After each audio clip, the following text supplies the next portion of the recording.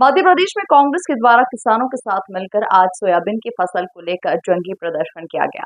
इस दौरान किसानों के द्वारा बातचीत के दौरान उनका कहना था कि पिछले कई वर्षों से सोयाबीन की फसल में किसी तरह की कोई बढ़ोतरी सरकार के द्वारा खरीदने के दौरान नहीं की गई और इसी मांग को लेकर आज ट्रैक्टर रैली के माध्यम से कलेक्ट्रेट कार्यालय में ज्ञापन सौंपकर सोयाबीन फसल के दामों में बढ़ोतरी की मांग रखी जाएगी। दरअसल मध्य प्रदेश में किसानों को लेकर सरकार द्वारा कई योजनाएं चलाई जा रही है, लेकिन बात की जाए सोयाबीन की फसल को लेकर तो इसके लिए कुछ दिनों से विभिन्न संगठन सोयाबीन की फसल को 8,000 रुपए प्रति क्विंटल की खरीदी की मांग सरकार से कर रहे हैं, जिसमें सरकार द्वारा मांग को देखते हुए दाम बढ़ाए गए हैं। लेकिन अब कांग्रेस पूरे मुद्दे को लेकर प्रदेश के विभिन्न जिलों में प्रदर्शन कर रही है और इसी के तहत इंदौर में कांग्रेस प्रदेश अध्यक्ष जीतू पटवारी और राज्यसभा सांसद दिग्विजय सिंह द्वारा ट्रैक्टर रैली के माध्यम से कलेक्टर कार्यालय में ज्ञापन सौंपा गया। वहीं सोयाबीन की फसल को बढ़े हुए दामों में खरीदने की मांग रखी है, लेकिन इस प्रदर्शन में शामिल हुए पूर्व मुख्यमंत्री दिग्विजय सिंह ने चुप्पी साधी हुई थी।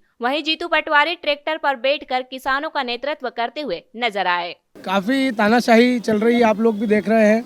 ग्राम पंचायत बांक से करीब 40 से 50 ट्रैक्टरों के साथ काफिला निकलने वाला था, जो कि जगह जगह बैरिकेटिंग करके रोक दिया गया। नावदा बिसनावदा मतलब हम लोग 5 किलोमीटर के सफर को करीब 30 किलोमीटर का सफर करके आए हैं, यहाँ पर पहुँचे हैं। कुल मिलाकर इनकी नीति थी कि प्रोग्राम यहाँ पर धरना प्रदर्शन या किसान का आक्रोश यहाँ तक नहीं पहुँचे, इसलिए इन्होंने घेराबंदी की किसानों की और किसान को यहाँ तक पहुँचने नहीं दिया। और बोलो नहीं नेताजी, अगर आगे क्या मांग रहेगी? अभी तो ज्ञापन दिया है, लगातार जारी है। ज्ञापन का दौर पूरे प्रदेश स्तर पर जारी है। हर जिला मुख्यालय पर कांग्रेस और किसान, खास करके मुद्दा किसान का, दलगत राजनीति से ऊपर हट के किसानों की लड़ाई जारी है और जारी रहेगी। अगला कार्यक्रम, अगर सोयाबीन के दाम 6,000 नहीं होते हैं तो मंडी बंद करो अभियान हम लोग किसान और कांग्रेस के माध्यम से करवाने का अभियान चालू करेंगे। बिल्कुल, काफी संघर्षों का सामना करना पड़ा। पुलिस बल ने काफी प्रयास किए रोकने के, हमारे सारे ट्रैक्टर रोक दिए गए। जगह जगह ट्रैक्टर रोकते घुसते, फिर भी किसान के बच्चे हैं, हमारे अधिकार के लिए लड़ना जानते हैं और यहाँ तक पहुँचे प्रयास करके। ये जो सरकार है, डबल इंजन वाली सरकार जिसको बोलते हैं, ये किसानों की आवाज़ को दबाने की कोशिश कर रही है।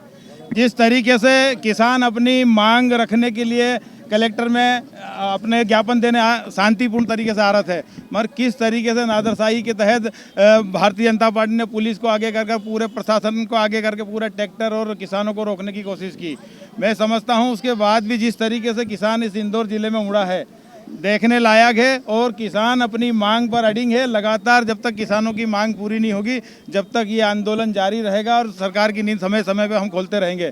आज किसानों को मिलने वाला जो दाम है सोयाबीन, किस तरीके से आज आम डीजलों के भाव, बिजली के भाव, यूरिया के भाव, खाद बीज के भाव, अनाप शनाप बढ़ाने के बाद में सोयाबीन का भाव यथावत है। हम सब किसानों ने एकत्रित होकर आज मांग की है कि किसानों को कम से कम 6,000 रुपये प्रति क्विंटल के हिसाब से उनको पैसा मिलना चाहिए और गेहूं का 2,700 रुपये के लगभग 2,700 रुपये क्विंटल और धान की कीमत 3,100 रुपये होना चाहिए। जब तक ये मांग पूरी नहीं होगी, ये आंदोलन जारी रहेगा। लगातार किसानों के साथ जो सौतेला व्यवहार हो रहा है, चुनाव के समय किसानों की मांग पूरी करने की कोशिश करते हैं और बाद में बदल जाते हैं। इसको लेकर लगातार ये प्रदर्शन जारी रहेगा। आप देखो कि इंदौर में कोई ऐसा रास्ता नहीं बचा था जहां पर डंपर, बैरिकेड, पोकलैंड और सब नहीं लगे हो। मैं मानता हूं कि ये सरकार के अंदर चोर है, इसलिए डरी हुई है। अरे मोहन भैया, आपने कहा था शिवराज जी जब मुख्यमंत्री थे कि हम 3,100 के धान के दाम देंगे, 2,700 के गेहूं के देंगे। अब मुंह क्यों चुरा रहे हो आप किसान के बेटे? किसान के बेटे अगर 6,000 सोयाबीन का मांग करते हैं तो आप ही ने तो कहा था कि हम डबल इनकम करेंगे। इंदौर में भूमि अधिग्रहण का कानून आपने कोलैप्स कर दिया। रोज स्कीम लग रही और करप्शन कर रहे, भूमाफिया हो गई बीजेपी की पूरी सरकार। बीजेपी की आईडी भूमाफिया हो गई, भूमाफिया हो गए बीजेपी की नगर निगम और इसके नेता, सब लूटने में लगे हैं। इस पर मौन क्यों है मोहन जी? अरे आपने कहा था कि हम डबल इनकम करेंगे किसानों की। ये किसानों के बच्चों को आप कलेक्टर ऑफिस तक नहीं आने देते हो, ये है डबल इनकम। मैं मानता हूँ सरकार डरी हुई है, अलोकतांत्रिक है।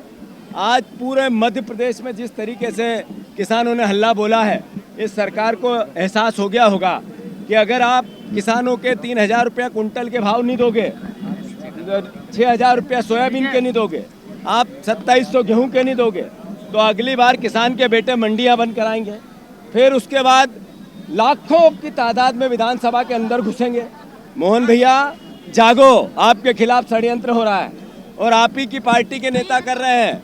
मैं अनुरोध करना चाहता हूं कि जितनी जल्दी हो किसान के बेटों की सुध लो, आपको सद्बुद्धि आए, भगवान ईश्वर आप किसान के बेटों की सुनो। आप 5 साल मुख्यमंत्री रहो, हम आपको नहीं रोकेंगे, ना आपको अड़ंगे देंगे, केवल विपक्ष की भूमिका निभाएं। पर आपकी सरकार के अंदर बैठे विभीषणों से बचो और किसानों के हितों में निर्णय लो। मोहन भैया धन्यवाद।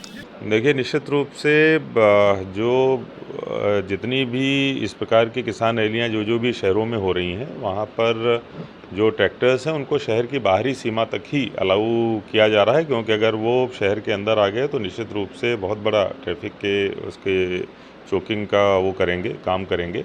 इस हेतु रैली भी हो जाए और साथ में ट्रैफिक भी बाधित ना हो, इस हेतु व्यवस्था बनाई गई है एक निश्चित जगह तक आके, और उसके आगे फिर सांकेतिक रूप से कुछ ट्रैक्टर्स को अलाउ करके यहाँ तक लाने की बात चल रही है। बहुत जल्दी ही बातचीत से रास्ता निकाला जाएगा। कुछ इस तरीके का समाधान खोजने का प्रयास हो रहा है जिससे ट्रैफिक भी बाधित ना हो और प्लस रैली भी आयोजित करी जा सके।